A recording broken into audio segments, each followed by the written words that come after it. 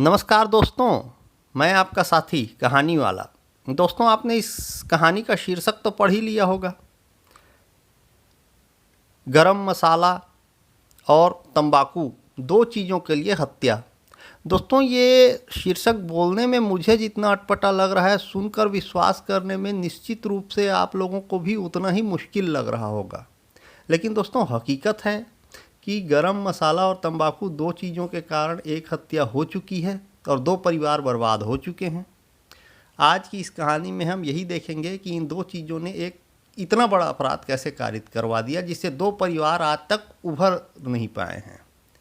ये एक ऐसी घटना थी जिसे याद करना भी एक बुरे सपने की तरह है, और जो लोग इसे भुगत रहे हैं, जो परिवार आज भी इस दुख में डूबे हुए हैं, उनके लिए तो ये अब क्या बोला जाए, ज़िंदगी का सबसे बुरा अनुभव रहा होगा। अब दोस्तों, इस कहानी को शुरू करने से पहले मैं आप लोगों से एक छोटी सी बात कहना चाहता हूँ भूमिका की तरह। दोस्तों, अपराध कोई भी हो उसका असर बहुत व्यापक होता है, और अपराध कोई भी हो उसके कारण दो तरह के होते हैं।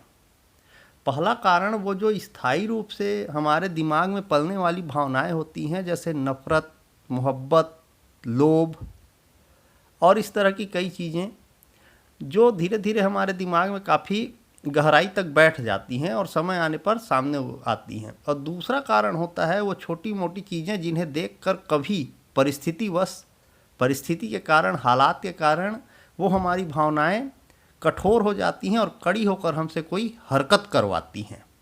तो दोस्तों, इस कहानी में गरम मसाला और तंबाकू दो ऐसी चीज़ें हैं जिन्होंने तात्कालिक कारण का काम किया अपराध के लिए, और व्यक्ति की भावनाएं उसके कंट्रोल में नहीं रह पाईं, जिसके कारण व्यक्ति ने अपराध कर दिया।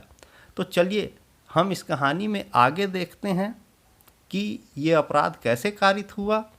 हमको धीरे धीरे पूरी कहानी में मैं धीरे धीरे आपसे स्पष्ट करता जाऊंगा, आपको बताता जाऊंगा। लेकिन मेरी एक सलाह है कि हमेशा अपनी भावनाओं को कंट्रोल में रखिए और हमेशा अपने मस्तिष्क पर नियंत्रण रखिए। कभी भी जोश में आकर आप कोई अपराध न करें, क्योंकि मैं पहले भी बोल चुका हूं कि अपराध का कारण बहुत व्यापक होता है। दोस्तों, लोग उबर नहीं पाते हैं अपराध करने के बाद। दोस्तों, कहानी शुरू होती है सन 2017 के शुरुआती महीनों से। एक गांव में बलीराम का पूरा परिवार निवास करता था। उनका परिवार भी बड़ा था और घराना भी काफ़ी बड़ा था। लोग काफ़ी बड़ी संख्या में थे, लिहाजा गांव में उनका काफ़ी दबदबा था। हालांकि दबंग कहना ठीक नहीं होगा, गांव में प्रभावशाली लोग थे। और अपने बड़े परिवार के नशे में रहता था बलीराम, और कुछ ऐसी हरकतें करता था जो अन्य लोगों को गंवारा नहीं होती थी। एक दिन बलीराम अपने खेत की मेड़ को काट रहा था। काटना नहीं, वास्तव में ये छीलना था। खेत में अपनी तरफ से, जिस तरफ उसका खेत था उस तरफ से मेड़ को वो छील रहा था। जो लोग नहीं जानते उनके लिए बता दूं, मेड़ कहते हैं खेतों के बीच से गुजरने के लिए रास्ता जो बनाया जाता है, उस रास्ते को मेड़ कहा जाता है। तो मेड़ को छील छील कर बलीराम पतला कर रहा था। और दोस्तों, मेड़ छीलना कोई छोटी मोटी बात नहीं होती, क्योंकि मेड़ छीलने के कारण मेड़ पतली हो जाती है, और भविष्य में उस मेड़ को दोबारा मोटा करने के लिए, चौड़ा करने के लिए जो मिट्टी डाली जाती है वो बगल वाले खेत में भी गिरती है, जिसके कारण बगल वाले खेत की ज़मीन का रकबा घटता जाता है। बलीराम के खेत से एक और व्यक्ति का खेत जुड़ा हुआ था, लगा हुआ था। उसने बलीराम की इस बात का विरोध किया और बलीराम को ये कहकर रोका कि आप मेड़ मत काटिए, मत छीलिए, हमें इस बात पर आपत्ति है। उस समय बलीराम अपनी ताकत के घमंड में था। उसने बगल वाले व्यक्ति की बात नहीं मानी। बात न मानने पर विवाद बढ़ा और दोनों का आपस में झगड़ा हुआ। झगड़ा आगे बढ़कर मारपीट की स्थिति तक पहुंचा, और अंत में बलीराम ने फावड़े से मारकर उस व्यक्ति का सिर फोड़ दिया। जब व्यक्ति का सिर फूटा तो वो हॉस्पिटल गया। हॉस्पिटल में उसने अपना इलाज करवाया और वापस आकर उसने बलीराम की शिकायत गांव की पंचायत में की थी। लिहाजा पंचायत ने कार्यवाही की। अब यहाँ पर एक खास बात थी कि बलीराम और उस व्यक्ति के खेत के अलावा वहाँ पर एक और व्यक्ति का खेत था जिसका नाम था पुनीत राम, उस व्यक्ति का नाम। पंचायत में पुनीत राम ने सच्चाई का साथ देते हुए बलीराम के खिलाफ गवाही दी और पुनीत राम की गवाही पर पंचायत ने बलीराम पर अच्छा खासा जुर्माना भी किया, साथ ही उस व्यक्ति के इलाज का पूरा खर्च भी बलीराम पर लाद दिया। हालांकि ये कोई बहुत बड़ी बात नहीं थी अगर एक दृष्टि से देखा जाए तो, लेकिन बलीराम अलग तरह का आदमी था। इस घटना के बाद बलीराम ने पुनीत राम के प्रति अपने मन में बैर पाल लिया और वो पुनीत राम से बदला लेने का मौका देखने लगा, मौके के इंतजार में था।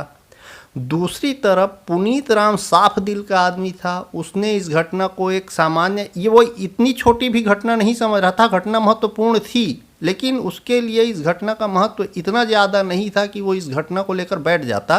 पुनीत राम और उसके परिवार ने बहुत जल्दी इस घटना को भुला दिया। जिंदगी वापस पटरी पर आ गई, सब कुछ सामान्य ढंग से चलने लगा।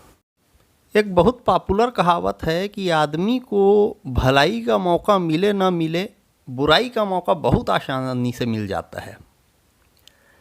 इस घटना और विवाद के कुछ दिन बाद गांव से कुछ दूर किसी अन्य गांव में पुनीत राम के किसी रिश्तेदार की शादी थी।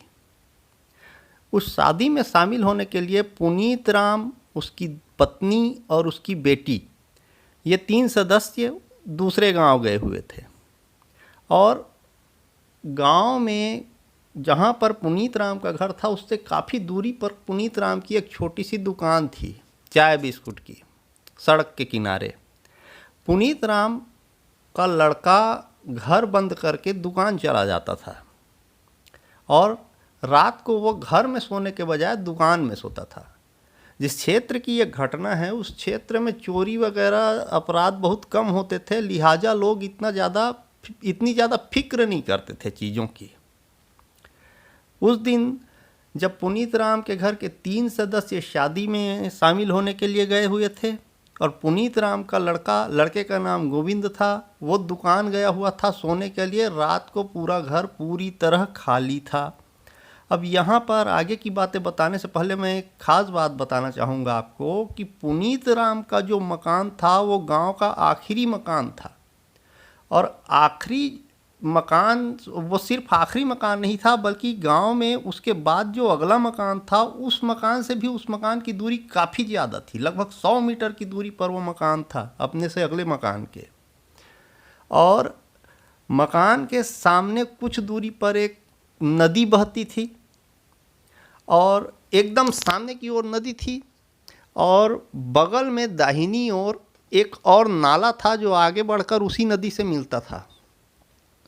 और उस नाले और पुनीत के मकान के बीच में अन्य गांव की तरफ जाने के लिए एक कच्चा रास्ता था। अब जब मौका आया बदला लेने का, यानी बलीराम के परिवार को जब पता चला कि पुनीत राम का घर मकान एकदम खाली है, तब उन लोगों ने आपस में कुछ प्लान बनाया होगा या जो भी कुछ उन्होंने अपनी तैयारी की होगी, लेकिन उन्होंने इस मौके का भरपूर फ़ायदा उठाया। रात को पुनीत राम का लड़का अपनी दुकान में सोया। सुबह जब वह घर वापस आया और उसने घर का दरवाज़ा खोला, ताला लगाकर वो गया था, तब उसने अंदर जो कुछ देखा वो सब देखकर गोविंद यानी पुनीत राम के बेटे के पैरों तले से ज़मीन खिसक गई। रात भर बड़े इत्मीनान से उस मकान में चोरी की गई थी। चोर पीछे का दरवाज़ा खोल कर आए थे और ये चोरी छोटी मोटी चोरी नहीं थी। हालांकि रकम बहुत कम रही होगी पूरी चोरी की, लेकिन ये चोरी बहुत असरदार थी। हुआ यूँ था दोस्तों कि उस मकान की एक एक चीज़ जिसे उठाकर ले जाना संभव था उसे चोर उठाकर ले गए थे, और जो बाकी चीज़ें थी जिन्हें ले जाना संभव नहीं हो पाया उन सभी चीज़ों को चोरों ने कूट कर, पीट कर या तोड़ कर बर्बाद कर दिया था। और विश्वास कीजिए, चोर जिन चीज़ों को ले गए थे उनमें घर के पुराने कपड़े और दीवारों पर उभरा हुआ इलेक्ट्रिक वायर भी शामिल था। यहाँ तक कि चोर जाते समय किचन के मसाले तक चुरा कर ले गए थे। यहाँ पर एक बात क्लियर हो रही थी कि चोरों ने मकान की लोकेशन का भरपूर फ़ायदा उठाया था। सुनसान जगह में मकान होने के कारण एक इत्मीनान से की गई चोरी की घटना सामने आई थी। और दूसरी बात ये स्पष्ट हो रही थी कि जो लोग भी चोरी करने आए थे उनकी नीयत सिर्फ चोरी करने की नहीं थी, बल्कि उस घर में रहने वाले लोगों को परेशान करने की नीयत थी। क्योंकि अनाज जिसे वो चुरा नहीं पाए थे, उस अनाज में उन लोगों ने पानी डाल दिया था, अनाज के डिब्बों में। और घर के पीछे जो कुआं था, उस कुएं से वो लोग पंप तक उखाड़ कर ले गए थे। ये सब कुछ देखकर बलीराम के लड़के की आंखों से आंसू निकल गए और उसने तुरंत अपने माता पिता को फ़ोन करके, दूसरे गांव में वो लोग शादी अटेंड कर रहे थे, उन्हें सूचना दी कि घर में ऐसी घटना हो चुकी है, जितना जल्द हो सके आप लोग तो वापस आ जाइए। सूचना पाकर पुनीत राम बिल्कुल जितना जल्द हो सका उससे संभव हुआ, वो अपनी पत्नी और अपनी बेटी को लेकर अपने गांव वापस आ गया। अगले दिन जब गांव वालों को ये बात बताई गई तो गांव वालों ने चोरों का पता लगाने की काफ़ी कोशिश की, बहुत प्रयास किया गया, लेकिन किसी पर न तो शक हुआ और न ही चोर पकड़ा गया। दोस्तों, कोई भी अपराधी हो, वो कितना भी शातिर हो और कितने भी प्री प्लान्ड तरीके से उसने चोरी की हो या कोई भी अपराध किया हो, वो अपने अपराध के पीछे उस अपराध का कोई ना कोई सबूत छोड़ जाता है।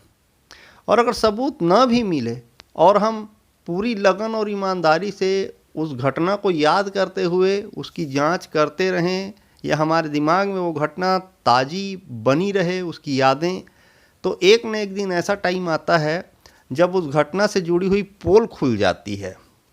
कुछ ऐसा ही इस घटना के साथ भी हुआ। इस घटना के यानी चोरी के कुछ दिन बाद बलीराम का लड़का महेंद्र और पुनीत राम का लड़का गोविंद एक ही जगह पर मजदूरी करने गए हुए थे। वहाँ जब दोपहर में मजदूरों की छुट्टी हुई खाना खाने की, तब खाना खाने के बाद बलीराम का लड़का महेंद्र तंबाकू मल रहा था, जिसे गोविंद ने देखा। तो गोविंद के मन में उस समय तक ये बातें नहीं आ पाई थीं कि महेंद्र और उसका परिवार उनके प्रति बुरी भावना रखता है और उन्हें नुकसान पहुंचाने की कोशिश करता है, या चोरी वाली घटना को उन्हीं लोगों ने अंजाम दिया था। लिहाजा एक दोस्त की हैसियत से गोविंद ने महेंद्र से तंबाकू मांगा और महेंद्र ने भी सारी बातों से अनजान बनते हुए स्वाभाविक ढंग से गोविंद को तंबाकू खाने के लिए दिया।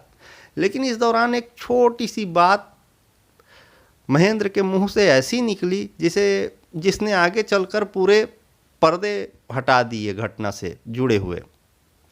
बात यूँ थी कि जिस समय महेंद्र गोविंद को तंबाकू दे रहा था, उस समय महेंद्र बोल पड़ा कि ले खा ले, मेरा तंबाकू तुम्हारे मसाले से ज़्यादा टेस्टी है, ज़्यादा स्वादिष्ट है। हालांकि गोविंद ने तत्काल उस बात पर ध्यान नहीं दिया, लेकिन और तंबाकू खा भी लिया। लेकिन बाद में जब गोविंद ने उस बात को सोचना शुरू किया, तब धीरे धीरे वो बात उसके दिमाग में घुमड़ती रही और धीरे से वो ये समझ गया कि इस बात का लिंक कहीं ना कहीं उस चोरी वाली घटना से है, क्योंकि उस चोरी वाली घटना में मसाले की भी चोरी हुई थी। तो गोविंद की समझ में धीरे से ये बात आ ही गई कि हमारे घर में जो चोरी हुई थी, उस चोरी का संबंध इन्हीं लोगों से है और इन्हीं लोगों ने बैर भाव रखते हुए हमारे घर में चोरी की थी। और न सिर्फ चोरी की थी, बल्कि हमारे घर की सारी चीज़ों को बर्बाद कर दिया था, और इस हद तक बर्बाद किया था कि हमें अगले दिन अपना जीवन जीने के लिए भी लोगों से पैसा मांग कर, उधार लेकर अपने जीवन की ज़रूरी चीज़ों का इंतज़ाम करना पड़ गया था, और हम इतने बड़े संकट में फंसे थे। अब गोविंद राम सब कुछ समझ गया था कि उनके घर की चोरी क्यों हुई थी, कैसे हुई थी और किसने की थी। हालांकि उसने अभी कुछ कहा नहीं था।